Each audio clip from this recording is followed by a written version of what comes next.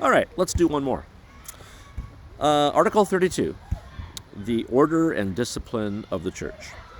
It says, "We also believe that although it is useful and good for those who govern the churches to establish and set up a certain order among themselves for maintaining the body of the church, they ought always to guard against deviating from what Christ, our only Master, has ordained for us.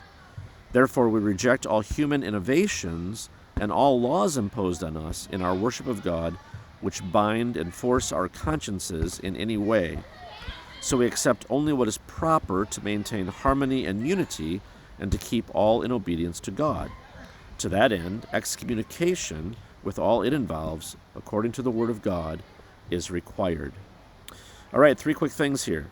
The first is when it talks about setting up a certain order among themselves, that is, those who govern the churches, what they're talking about there sort of is a you might call it a denominational structure.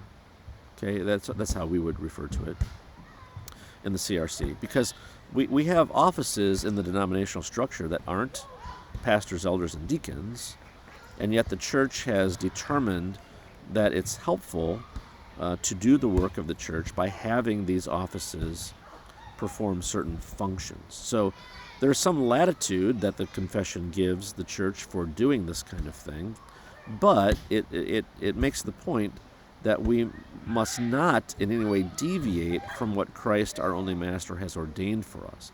And so the question is always, okay, so in our situation, are these offices of the denomination, are they just serving the officers of the church, or are they governing the officers of the church? And that question is not so easy to answer all the time. So there are times when I think it's clear that the office is of the church structure, the denominational church, are assisting the officers of the church. But I think there are other times where it has gotten out of balance, and that the offices of the denominational structure, has begun to govern the officers of the church rather than to serve them. And that's the danger that this article is talking about there. So, the second quick point is that we need to aim at whatever is proper to maintain harmony, unity, and obedience to God. Okay?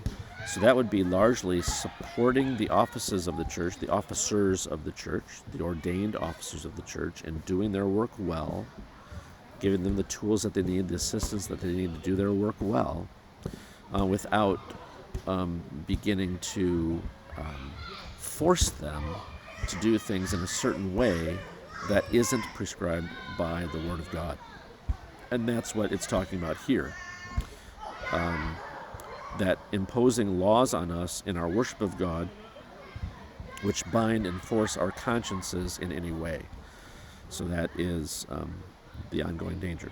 The third thing here is that because of this need to keep things in proper order, this is where it once again mentions church discipline in the form of excommunication.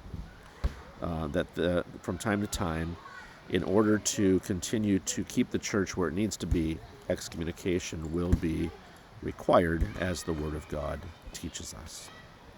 All right, those are 3 quick things from Article 32.